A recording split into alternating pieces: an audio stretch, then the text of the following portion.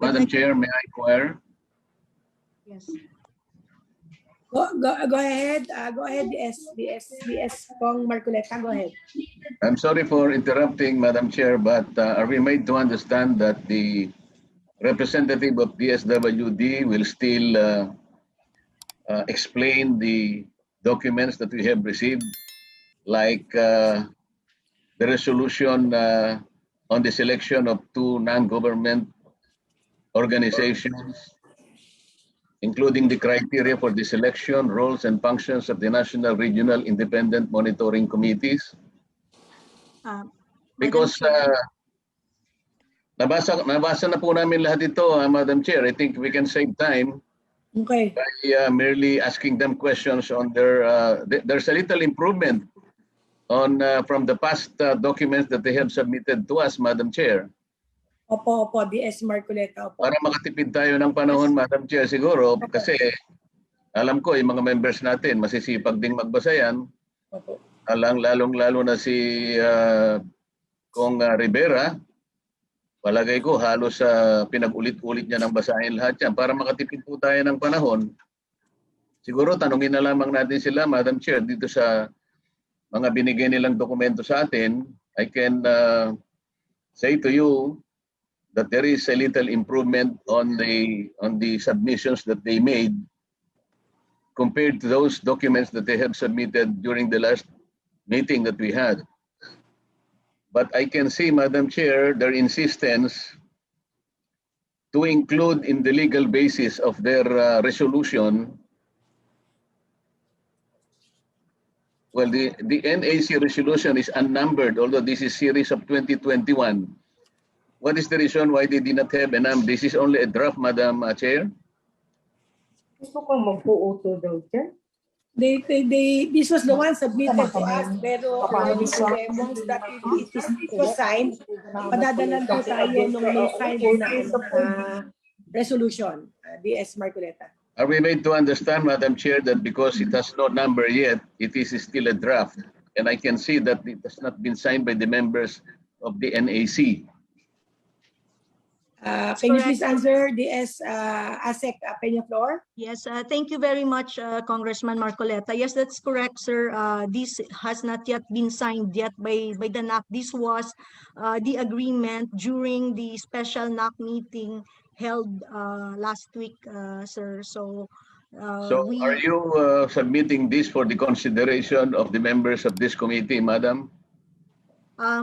Yes, yes, Representative Marcoleta, that's correct. Because initially, Madam Chair, I can already point out that the legal basis in the guidelines in the selection of the 2 non-government organizations as members of the NAC, Pantawid Pamilyang Pilipino, parang sumobra po. Aside from the Constitution, Madam Chair, and Republic Act 11310, they included Republic Act number 4373, DSWD Administrative Order number 16, DSWD Memorandum Circular number 17, DSWD Memorandum Circular number 14, and DSWD Memorandum Circular number 07. You will note, Madam Chair, that all these laws and regulations and administrative memoranda and circulars, they have been, I think, in existence prior to Pantawid Pamilyang Pilipino Act. For example, 4373, I think this is a law enacted in 1965. DSWD Administrative Order 16 is 2012. Kasi ayaw niya ng presentation. Circular number 17 is 2018. Ayaw niya ng may presentation. Circular number 14 is 2013. And Memorandum Circular number 7 is 2012.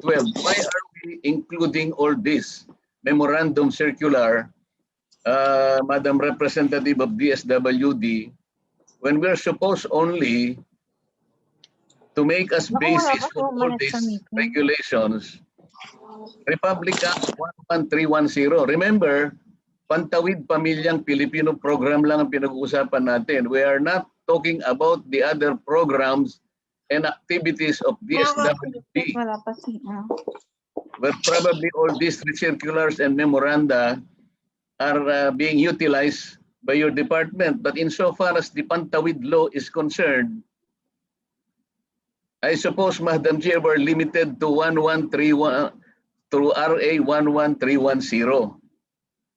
Napakarami na naman po itong ginagamit na legal basis, kaya nga nagkakandahilo-hilo po tayo.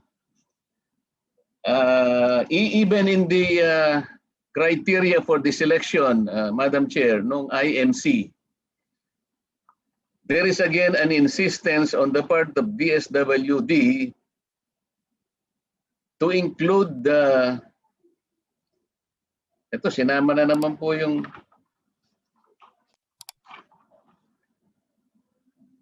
under their legal basis, I am talking about paragraph Roman number 2 legal basis, letter B, implementing rules and regulations of the Republic Act 11310, an act institutionalizing the Pantawid Pamilyang Pilipino Program, specifically Rule X1X Section 52.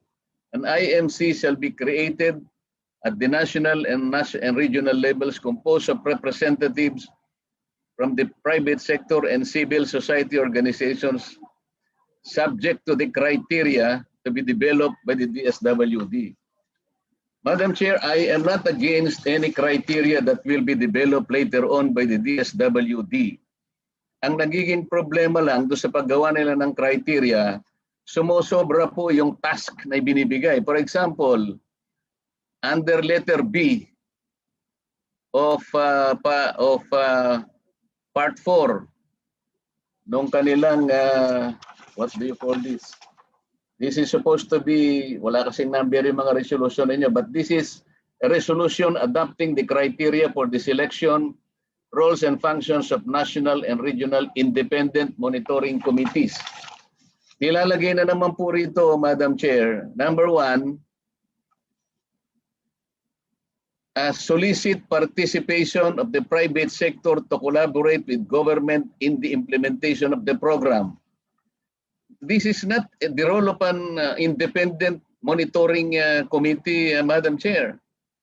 Pagkatapos na meron pang set the standards for accountability, transparency, and equity among purpose stakeholders.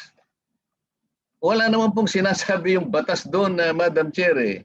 Yung sigurong monitor the interagency implementation of the program, payag tayo doon because talaga namang independent monitoring sila. But if DSWD will provide a criteria that will be outside and obviously beyond the role of monitoring, hindi na po siguro kailangan yun Why will the IMC set the standards for accountability and transparency and equity among purpose stakeholders?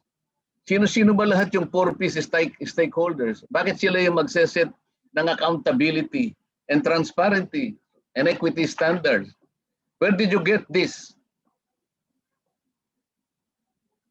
Haba lamang tayo dito lalabo ang pinag-uusapan. Let us stick with the provision of the law. Nakalagay po diyan, kaya nga po independent monitoring kayo Kaya sinasabi namin during the last hearing, Madam Chair, if you will recall, paano silang makakapag-monitor independently if they will be part of the implementation per se?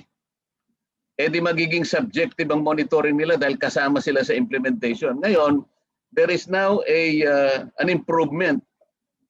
But again, inalis na po nila yung mga sinasari-saring batas. They concentrated on 11310. However, naglagay na naman po sila ng task dito, solicit participation of the private sector to collaborate with the government in the implementation of the program. So parte na naman sila ng implementation Why will they solicit participation of the private sector? That is not the role of a monitoring committee, Madam Chair. And why would they set the standards for accountability, transparency, and equity? I think the Joint Oversight Committee of Congress will be in a better position to set standards of accountability. So, ito lang po yung masasabi ko.